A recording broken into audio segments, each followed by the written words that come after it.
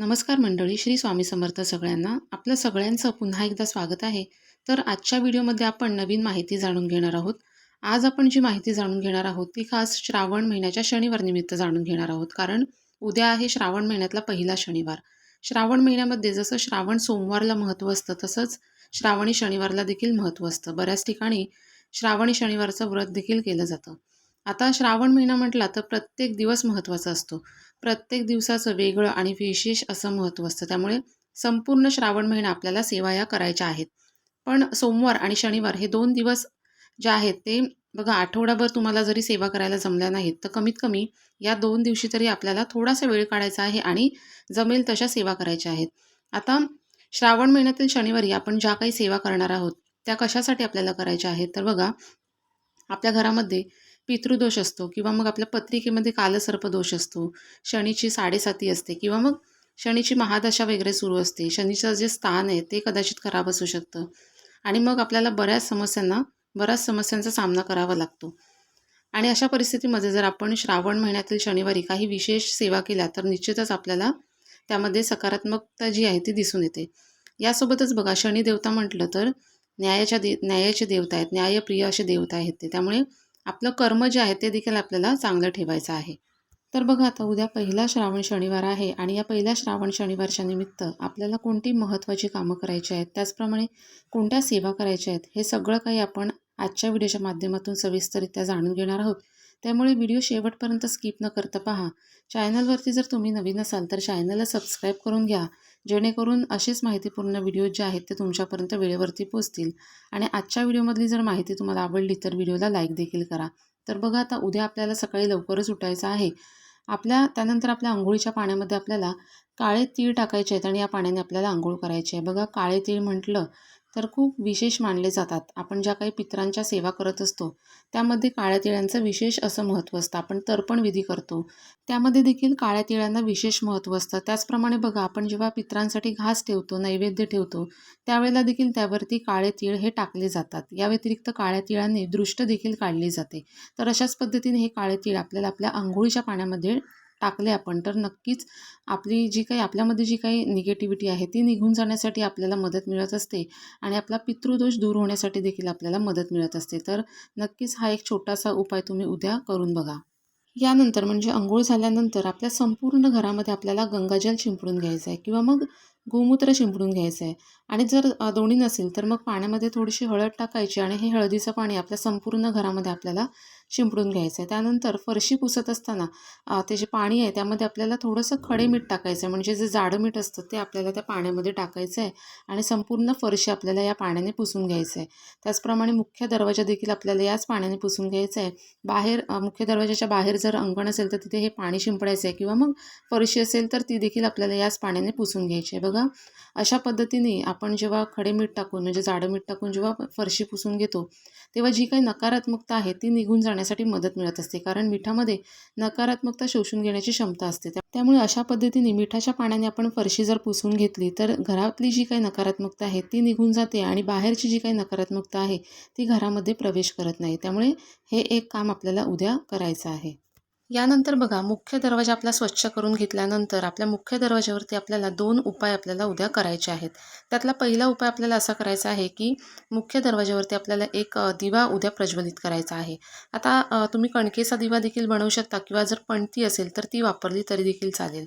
आता दिवा लावताना बघा, आपल्याला त्यामध्ये मोहरीचं तेल जर असेल तर चांगलीच गोष्ट आहे. पण मोहरीचं तेल जर नसेल तर मग जे कोणतं म्हणजे तिळाचं असेल किंवा जे कोणतं तुम्ही तेल वापरत असाल देवासाठी ते तुम्ही तेल वापरू शकता. या दिव्यामध्ये आपल्याला थोडेसे तीळ टाकायचे आहेत, काळे तीळ आपल्याला टाकायचे आहेत. आता तुम्ही तिळाचं तेल जरी वापरलं तरी देखील आपल्याला काळे तीळ ह्या दिव्यामध्ये आवर्जून टाकायचीच आहेत. आणि अशा पद्धतीचा एक दिवा आपल्याला आपल्या मुख्य दरवाजावरती उद्या प्रज्वलित करायचा आहे.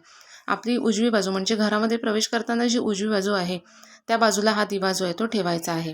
बघा, याने काय होणार आहे तर शनिदेवतेची आपल्याला कृपा होण्यासाठी मदत मिळणार आहे. त्यासोबतच पितृ देखील आपले सुखावले जाणार आहेत. तर अशा पद्धतीने उंबरट्यावरती हा एक छोटासा उपाय आपल्याला उद्या करायचा आहे.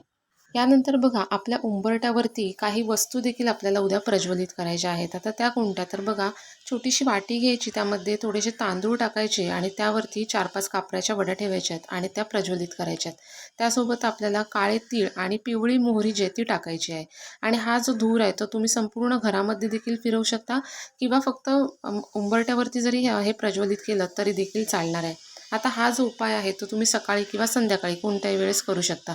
सकाळीच म्हणजे आपल्या दरवाजाची सगळी स्वच्छता वगैरे झाल्यानंतर देखील हा उपाय तुम्ही केला तरी देखील चालणार आहे किंवा मग संध्याकाळी केला तरी देखील चालेल. श्रावणातल्या प्रत्येक शनिवारी आपल्याला हा उपाय करायचा आहे आणि त्यानंतरच्या देखील शनिवारी तुम्ही हा उपाय केला तरी देखील काही हरकत नाही. यानंतर बघा उद्या आपल्याला एक पंचमुखी दिवा भगवान शंकरांच्या मंदिरामध्ये लावायचा आहे. आता भगवान शंकरांचं मंदिर जर तुमच्या जवळपास असेल तर नक्कीच त्या ठिकाणी कणकेचा पंचमुखी दिवा जो आहे तो बनवून घेऊन जा आणि त्यामध्ये मोहरीचं किंवा मग तिळाचं तेल आपल्याला टाकायचं आहे आणि त्या ठिकाणी आपल्याला हा दिवा प्रज्वलित करायचा आहे.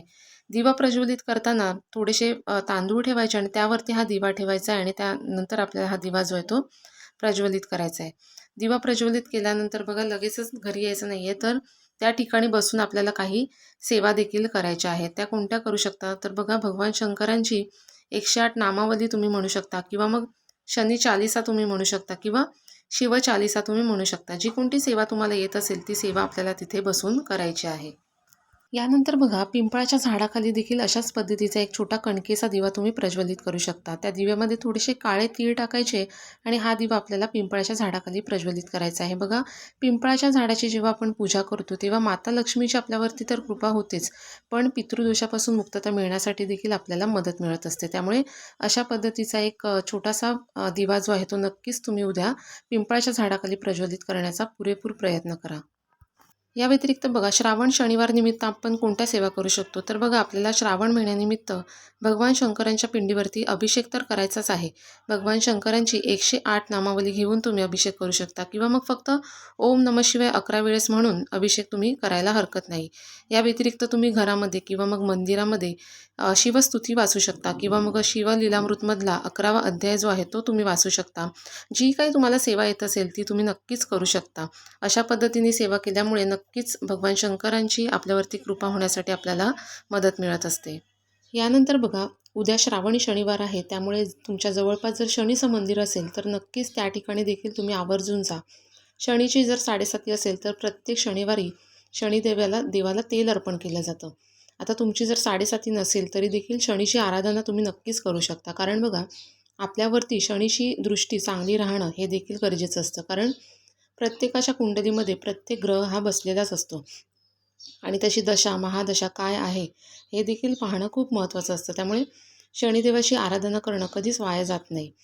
मग त्यामुळे शनीचं जर मंदिर जवळपास असेल तर नक्कीच तुम्ही तेल अर्पण करू शकता. या व्यतिरिक्त तुम्ही त्या ठिकाणी बसून शनी चालीसा देखील म्हणू शकता. आता उद्या बघा आपल्याला शिवपिंडीवरती एक फूल देखील अर्पण करायचं आहे. ते कोणतं, तर बघा गोकर्णाचं निळ्या रंगाचं जे फूल आहे ते आपल्याला शिवपिंडीवरती अर्पण करायचं आहे. कारण बघा निळा रंग हा शनिदेवांना देखील प्रिय आहे. त्यामुळे भगवान शंकरांच्या पिंडीवरती तुम्ही निळं गोकर्णाचं फूल जे आहे ते अर्पण केलं आणि त्या ठिकाणी बसून जर शनी चालीसा म्हटली तर निश्चितच शनीची कृपा होण्यासाठी आपल्याला मदत मिळत असते. तर अशा पद्धतीने उद्याच्या दिवशी पहिल्या श्रावण शनिवार निमित्त आपल्याला या सेवा ज्या आहेत त्या करायच्या आहेत. नक्कीच भगवान शंकरांची आणि शनिदेवांची कृपा आपल्यावरती होण्यासाठी आपल्याला मदत मिळेल. व्हिडिओतली माहिती जर आपल्याला आवडली असेल तर व्हिडिओला लाईक करा आणि अशाच माहितीपूर्ण व्हिडिओसाठी चॅनलला सबस्क्राईब देखील करा. धन्यवाद.